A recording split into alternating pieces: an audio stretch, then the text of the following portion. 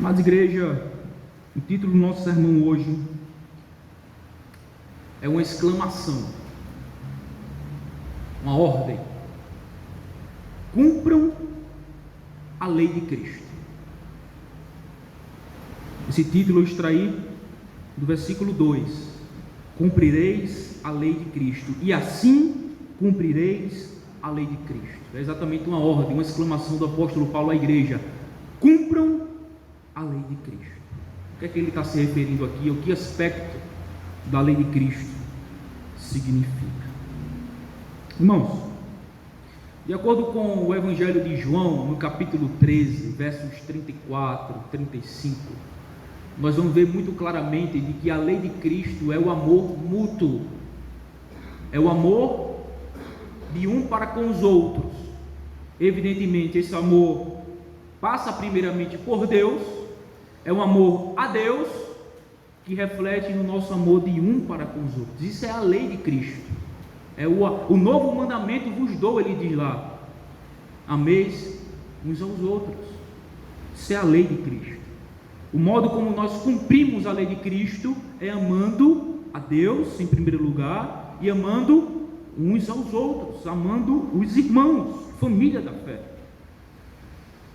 Agora, quando a gente fala do amor, irmãos, e se a gente perguntar o que é o amor de Deus a cada um, muito provavelmente cada um vai falar de um certo conceito, vai falar de uma certa posição, vai falar de um certo sentido. E muitos de nós tendemos a pensar de que amar os nossos irmãos é somente se preocupar com as questões de necessidades físicas e materiais do nosso irmão. Eu acredito que essa deve ser uma das razões, uma das mais evidentes causas de queixas no meio da igreja. Eu falo da igreja no sentido genérico, sem fazer juízo de valor em igreja A ou em igreja B. Mas quem nunca ouviu alguém se queixar de estar passando por alguma necessidade material e física e se queixar de que está sendo abandonado ou esquecido por parte da igreja que faz parte? Isso é muito comum. Isso é muito comum. E esse é o aspecto do que é cumprir a lei de Deus, que é o amor de um para com os outros, que mais se destaca no meio da igreja de Cristo. Se algum irmão está passando por alguma necessidade e a igreja ou um outro irmão não supre, não ajuda a suprir as suas necessidades materiais e físicas, logo há queixas, há crítica, e a maior afirmação que existe é: isso é falta de amor. E nós não negamos isso. Isso é deixar de cumprir a lei de Cristo, isso é deixar de amar os nossos irmãos, quando o nosso irmão está passando por algum tipo de necessidade material e físico, e que nós não se preocupamos em suprir as suas necessidades. Isso é um dos aspectos do que é cumprir a lei de Deus, cumprir a lei de Cristo, em amar uns aos outros. Todavia, existe um aspecto e um sentido do que é cumprir a lei de Cristo, que é esse amor mútuo entre os irmãos, que na maioria das vezes é esquecido, e talvez até mesmo negligenciados, e talvez até mesmo sequer se toca nesse assunto, porque é um assunto que é tanto constrangedor para aquele que vai praticar a ação, como também é constrangedor para aquele que vai receber a ação deste amor de Cristo, praticado, exercido na prática de um para com os outros. E que amor é esse? Que sentido é esse? Que aspecto é esse do cumprimento da lei de Cristo, que é o amor de um para com os outros? É a exortação mútua. A exortação mútua. É exatamente o que esse texto de Gálatas 6, do verso 1 ao 5, o apóstolo Paulo vai tratar com a igreja. Ele está falando aqui da exortação mútua, e vai ensinar muito claramente de que a igreja deve praticar a exortação mútua em cumprimento à lei de Cristo, que é o amar uns aos outros. É o que ele vai tratar nesses versos que nós lemos do 1 ao 5. Veja, é muito falado e destacado esse aspecto do que é amar uns aos outros quando alguém está passando alguma necessidade física e material, e quando é negligenciado por parte dos irmãos, por parte da igreja. Há muita crítica quanto a isso, e é uma crítica correta, que de fato existe muito isso. Só que existe esse outro aspecto do que é amar uns aos outros, que é a exortação mútua e que é negligenciada no meio da igreja, tanto no ensino quanto na prática real no nosso meio. Porque, como eu falei, é constrangedor tanto para aquele que é chamado a exortar, como também é constrangedor para aquele que recebe a exortação. Por isso que é tão negligenciado esse aspecto do amor mútuo de um para com os outros, a exortação mútua. Agora a pergunta que surge é: como fazer isso? Como fazer isso e de que modo, com que postura e atitude devemos fazer isso? Exortar um ao outro mutuamente, e que nós vamos ver que é exatamente cumprir a lei de Deus, cumprir a lei de Cristo. Quem ama, corrige. Quem ama, corrige, é o que nós iremos ver a partir do texto. O primeiro ponto, irmão, está aí no versículo do 1 ao 2. A igreja deve praticar a exortação mútua em cumprimento à lei de Cristo, ao amar uns aos outros. Como fazer isso? Primeiro, corrija e se importe com o bem-estar espiritual do irmão. Tá, o versículo 1 ao 2. Diz assim: irmãos, se alguém for surpreendido em alguma falta, vós que sois espirituais, corrige-o com espírito de brandura, e guarda-te para que não sejas também tentado. Levai as cargas uns dos outros, e assim cumprireis a lei de Cristo. Como fazer isso? Corrigindo e se importando com o bem-estar espiritual e moral dos seus irmãos. Bom, nesse verso, o apóstolo Paulo está ordenando e instruindo como você deve agir se flagrar um irmão num ato pecaminoso. Há uma discussão teológica quanto a essa interpretação desse texto, nós iremos ver. Ele vai deixar muito claro que a correção é de responsabilidade de um para com o outro, visando a restauração do irmão pego no pecado. Então ele diz, na primeira parte do verso 1, se alguém for surpreendido em alguma falta. A palavra aí para surpreendido traz a ideia de alguém sendo flagrado no exato momento do pecado. É como alguém que está no exato momento do ato de um crime e é pego em flagrante pela polícia. Agora eu preciso abrir um parênteses aqui para explicar. Existem dois pontos de vista e duas possíveis interpretações do que vem a significar se alguém for surpreendido em alguma falta. A primeira é que está se referindo a alguém, algum irmão que por falta de vigilância acabou caindo no pecado, e ele vai passar agora pelo processo de disciplina, né? No sentido de que vai ser exortado, vai ser corrigido pela igreja, pelos irmãos, até ser restaurado.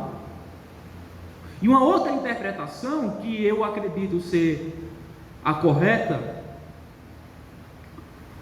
apesar que eu fiquei bem duvidoso, eu confesso, porque de fato o próprio texto grego, os estudiosos vai deixar exatamente claro isso, de que é possível essas duas interpretações na estrutura grega do texto bíblico. Mas eu tenho uma ligeira impressão de que esse outro segundo sentido faz mais jus a todo o texto e contexto, que é exatamente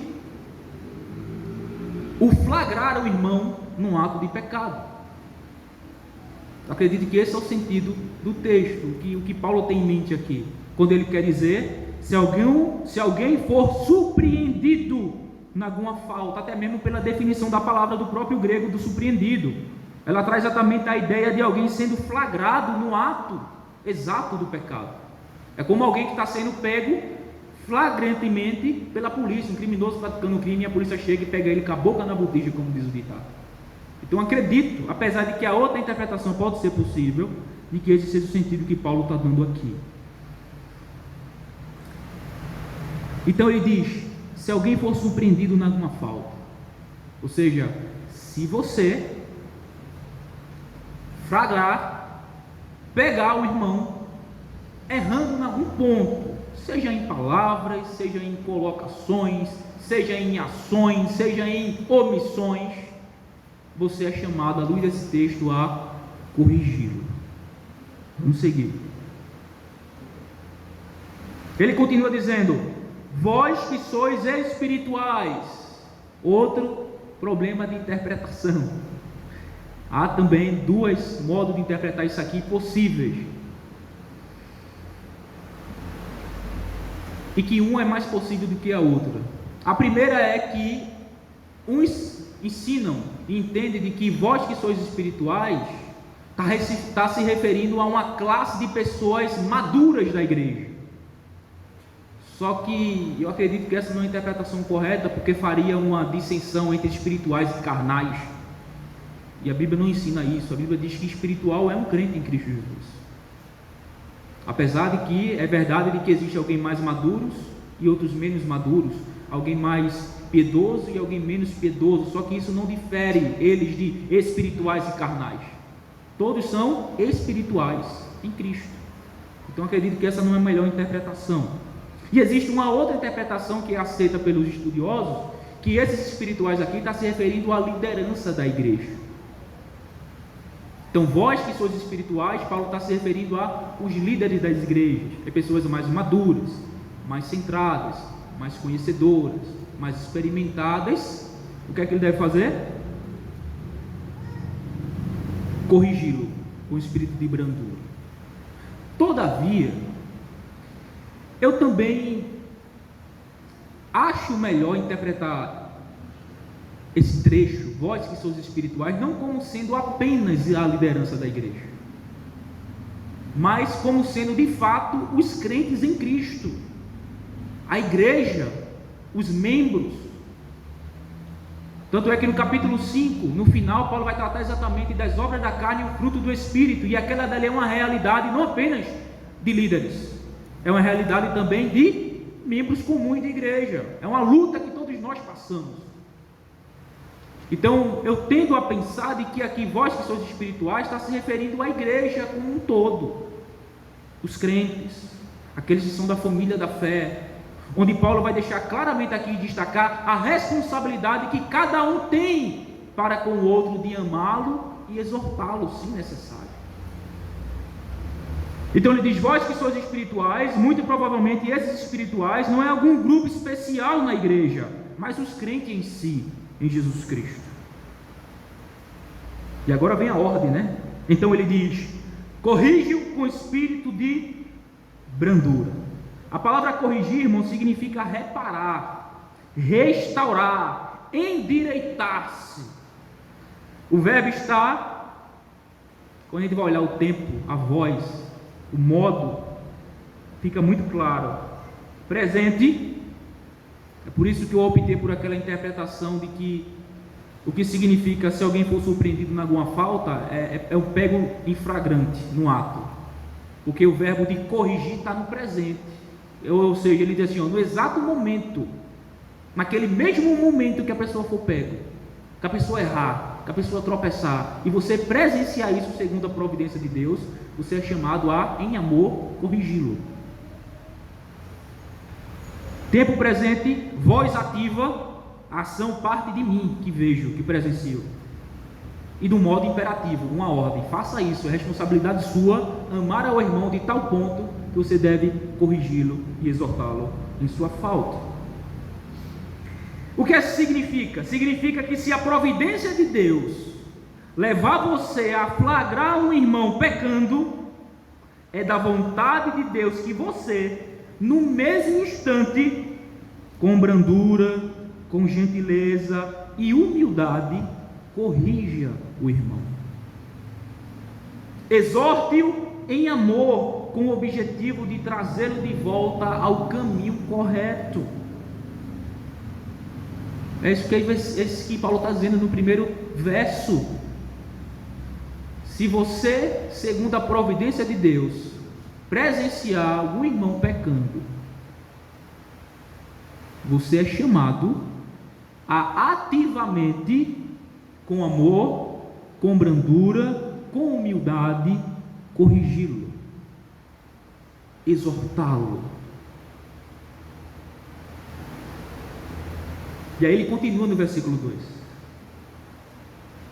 levai as cargas uns dos outros e assim cumprireis a lei de Cristo. O que é que ele está dizendo? E assim, aquilo que ele vem falando antes a respeito da correção, da exortação, da responsabilidade que temos de corrigir o irmão faltoso. E quando fazemos isso, nós estamos cumprindo a lei de Cristo, ou seja, cumprindo aquele aspecto tão negligenciado, né? Que amar é corrigir, é se importar, é chamar a atenção, é exortar em amor, a fim de trazer o irmão de volta para o caminho correto. Ele está se desviando quando peca, a exortação vai endireitá-lo. Ele vai estar se quebrando, a exortação vai consertá-lo, corrigi-lo, restaurá-lo. E se nós não fizermos isso, nós estamos pecando também, deixando de amar o irmão. Mas ele diz: levai a carga uns dos outros e assim cumprireis a lei de Cristo. Irmãos, levar a carga uns dos outros seria as tristezas causadas pela culpa, a angústia e o sofrimento que o pecado faz recair sobre quem cometeu, como verdadeiras cargas sobre suas costas. Por isso que o apóstolo Paulo recomenda que levamos as cargas uns dos outros. Você deve ajudar o irmão que caiu em pecado a carregar o fardo de uma consciência culpada que está sobre ele. E você não se importará com isso enquanto não estiver em cumprimento da lei de Cristo, que é o amor, pois só o amor fará com que você se importe com o bem-estar espiritual e moral do irmão. É um fato, irmãos, existem alguns irmãos que quando caem em pecado, mesmo depois de se arrepender e confessar, pode ficar extremamente deprimido e angustiado por conta do pecado. Isso é uma realidade. Tem gente que se arrependeu verdadeiramente, que confessou adequadamente seus pecados, que reconheceu, que se voltou para Deus, mas ainda fica com uma consciência pesada. É como se ele não conseguisse sentir o perdão de Deus a ele. E nós, como sendo irmãos, devemos carregar esse fardo com ele, ajudá-lo a suportar esse fardo pesado de uma consciência culpada. Daí a necessidade de encorajá-los com palavras de apoio e amor, a fim de convencê-lo do perdão de Deus. É isso que significa nesse contexto levar a carga uns dos outros e assim cumprir a lei de Cristo, que é o amor. Deixa eu ilustrar isso da seguinte maneira, com outra passagem bíblica. Em Provérbios 13, 24, e é bom que os pais aqui presentes prestem atenção, que com essa ilustração você vai ser instruído também na sua área familiar. Provérbios 13, 24, veja o que diz: o que retém a vara aborrece a seu filho. Isto é, o pai que não corrige o seu filho rebelde, desobediente, faltoso, ele está o quê? Amando ou aborrecendo o filho? A palavra aborrecer é odiar. O pai que não corrige o filho rebelde, desobediente, ele está amando ou odiando o filho? Segundo as Escrituras, ele está odiando o filho. Agora veja a postura de quem ama. Mas o que ama, cedo o disciplina. Perceberam?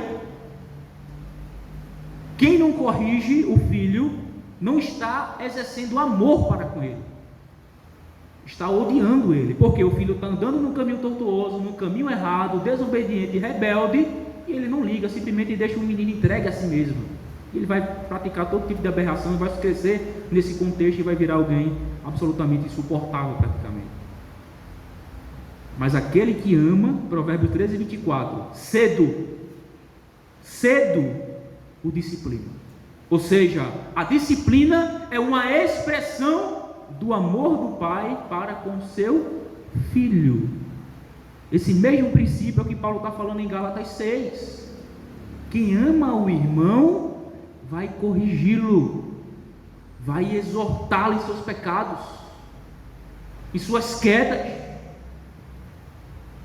porque ele se importa com o bem-estar espiritual e moral do irmão, que faz parte com ele da mesma família da fé, e em amor, em humildade, com brandura, ele chega no irmão e vai corrigi-lo, vai exortá-lo e vai trabalhar para trazê-lo de volta. E não somente isso, vai carregar a carga de uma consciência pesada pelo pecado com o irmão,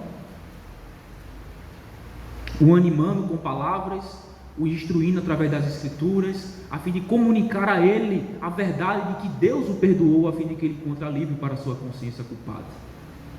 Isso é carregar o fardo um com o outro. Deixa eu aplicar esse primeiro ponto. Você tem se preocupado com a piedade dos seus irmãos? Você tem zelado pelos seus irmãos? Você tem amado seus irmãos a ponto de corrigi-lo em seus erros?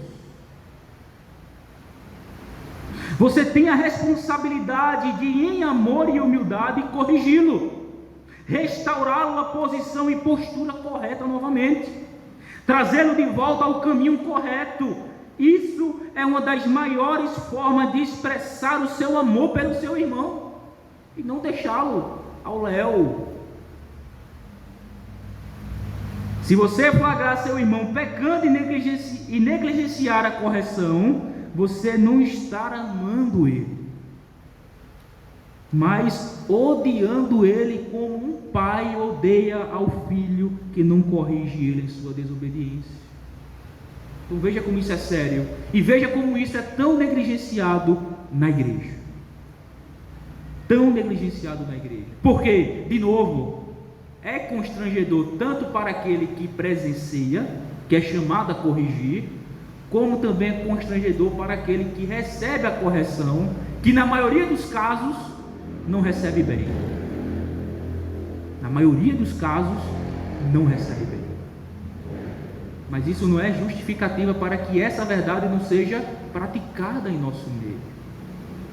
Devemos amar os nossos irmãos a tal ponto de corrigi-lo, de exortá-lo, de trabalhar para restaurá-lo e trazê-lo de volta ao caminho correto. Devemos nos preocupar com a piedade dos nossos irmãos.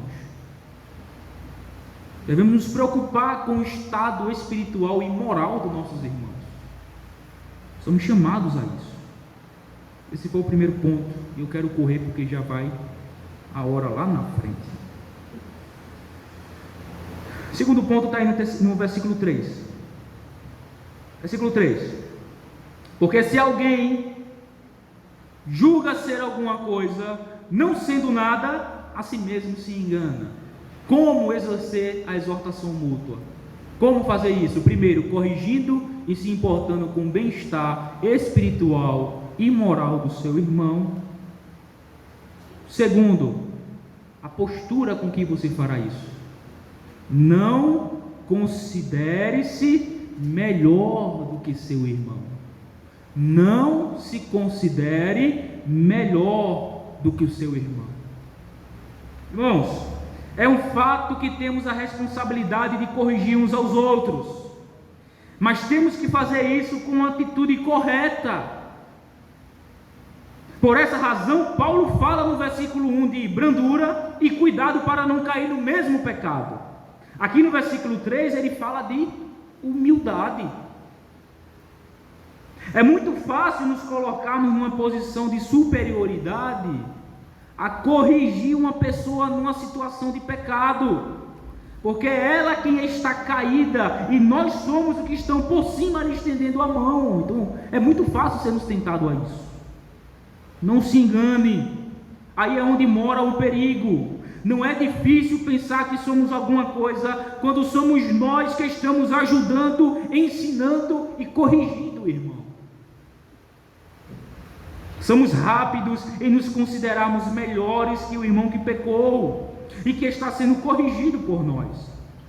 A arrogância espiritual, irmão, é um pecado que persegue os cristãos.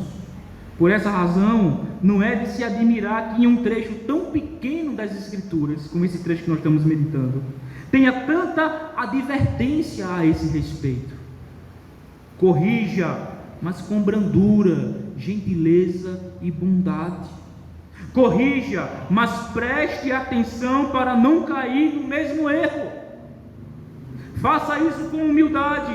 Não se considere melhor que o irmão e nem se comparando a ele. Por isso, Paulo nos adverte sobre essa atitude de arrogância e de superioridade espiritual. Se alguém julga ser alguma coisa, não sendo nada, a si mesmo se engana. Se alguém julga ser alguma coisa, não sendo nada, a si mesmo se engana.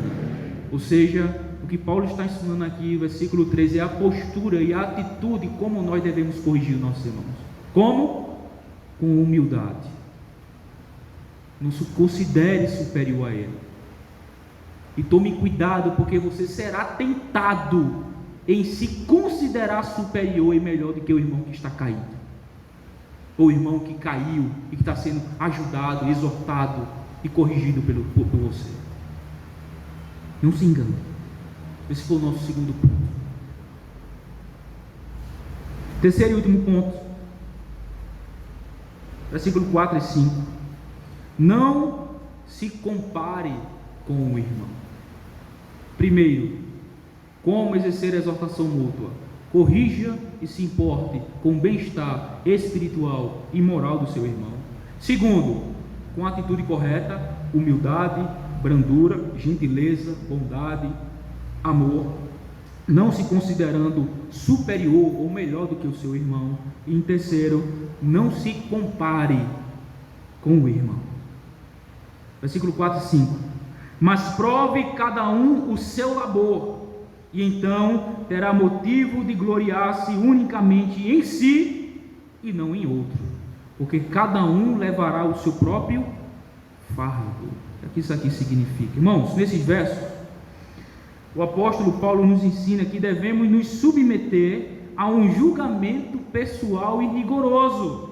Ele diz no versículo 4, mas prove, a palavra aí é teste, mas teste, prove, cada um seu labor, o seu trabalho, o seu serviço a Deus, e então terá motivo de gloriar-se unicamente em si mesmo e não em outro. Paulo está dizendo: teste o seu trabalho, teste a sua obra, o seu serviço a Deus, de acordo com quem? Com o irmão caído? Não. Se comparar com o irmão caído? Não. Mas com quem? Com a lei de Cristo, que é a nossa referência, e não em comparação com a vida do irmão que pecou.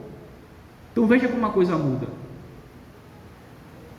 Quando a gente se compara com o irmão que pecou, é muito fácil se comparar dessa forma e se sentir e se considerar superior, melhor, ou mais espiritual, ou mais agraciado do que a pessoa que caiu. Mas devemos avaliar a nossa vida, o nosso procedimento, de acordo com a lei de Cristo, que é a nossa referência. A nossa referência, irmão, é a lei de Cristo, e não os outros membros da igreja, ou as pessoas que nos relacionamos no dia a dia. Não é nos comparando com os outros que saberemos se estamos andando ou vivendo de maneira adequada diante de Deus. Não é se comparando com os outros. Não. Temos de avaliar o nosso procedimento, o nosso serviço a Deus, pelo referencial do Evangelho, que é quem? Cristo e sua lei, que é o amor. Cristo e a sua lei, que é o amor. E aí, versículo 5, ele diz: porque cada um levará o seu próprio fardo. Nesse verso aqui parece ter uma contradição com o versículo 2, não é? Porque no versículo 2, ele diz que devemos levar a carga uns dos outros, e agora aqui no versículo 5, ele diz: cada um levará o seu próprio fardo. Parece uma contradição, mas não é. Nós vamos entender. Aqui provavelmente, Paulo está concluindo esse trecho. Do versículo 1 ao 5 é um parágrafo em que Paulo está tratando exatamente da exortação mútua. Quando chega do versículo 6 em diante, ele vai tratar de um outro assunto. Então aqui no versículo 5 ele está fechando, concluindo o seu raciocínio, o seu pensamento. E aqui muito provavelmente ele está se referindo ao dia do juízo, quando Deus vai responsabilizar individualmente por aquilo que nos concedeu, responsabilizar cada um individualmente. Desta forma, Paulo primeiro, no versículo 2, nos instrui sobre a ajuda que devemos dar aos irmãos quanto aos fardos desta vida, por causa do pecado, e por fim, no versículo 5, nos ensina sobre o dia do juízo, quando Deus não julgará o crente em comparação com outros, mas recompensará cada um de acordo com as suas obras. Nesse dia, cada cristão será responsável pelos próprios atos e prestará contas a Deus de tudo que fez na terra. Ele não dará conta do que o outro irmão fez. Aqui na terra, portanto, ajudamos a carregar o fardo dos irmãos que estão conosco na mesma jornada. Mas quando chegar o grande dia, seremos julgados apenas pelo nosso próprio fardo. É isso que Paulo está dizendo nesse versículo 5. Naquele grande dia, Deus não nos julgará tendo como parâmetro o nosso irmão, mas Ele nos julgará tendo como parâmetro Cristo e a sua lei, e nos julgará de acordo com as nossas próprias obras, e recompensará cada um de acordo com cada uma delas. O seu parâmetro no dia do juízo não será o seu irmão, então não faça isso aqui. Se lá naquele grande dia você não vai ser julgado de acordo com o seu irmão que caiu, então por que fazer isso aqui? Está errado. Se coloque e se julgue e se analise de acordo com Cristo e sua lei. E quando a gente faz isso, logo a gente percebe como nós somos faltosos, assim como o nosso irmão que caiu. Por isso que não temos razão nenhuma para nos considerarmos superior, melhor ou maior do que o nosso irmão que pecou. Para concluir, irmãos, cumprir a lei de Cristo, que é o amor de um para com os outros, é responsabilidade de todos nós. E como acabamos de ouvir, amar nosso irmão não é somente se preocupar com o bem-estar físico e material dele, mas também se preocupar com o bem-estar moral e espiritual do irmão. Para isso, Deus deixou uma ferramenta extremamente importante para tornar essa verdade uma realidade em nossa vida pessoal e coletiva, que é a exortação mútua. Você tem a responsabilidade de cumprir a lei de Cristo, que é amar os seus irmãos. E se você os ama, você tem de corrigi-los. Faça isso com humildade e bondade, visando a restauração e o bem-estar moral e espiritual do seu irmão. Não se julgue melhor do que o seu irmão que caiu. Não seja arrogante. O próximo a cair pode ser você. E essa verdade deve manter você humilde e vigilante. Não se esqueça, o seu padrão, o seu modelo é Cristo. E esse é o ideal. E a esse ideal nenhum pecador jamais alcançou. Nenhum pecador jamais alcançou. Por essa razão, ninguém tem o direito de se achar melhor, superior ou medir sua espiritualidade em comparação a nenhum outro irmão. Afinal de contas, todos nós somos pecadores remidos. Fazemos parte do mesmo povo em busca do mesmo objetivo. Portanto, amemos uns aos outros e não nos matemos uns aos outros. Amemos uns aos outros. Para fechar, somos soldados do mesmo exército, estamos lutando a mesma batalha, temos o mesmo objetivo. Então, se seu irmão faz parte do mesmo exército que você faz, luta pelas mesmas causas, por que você deve atirar nele? Você não deve atirar nele. Ao contrário, as guerras vão causar ferida, tanto nele quanto em você.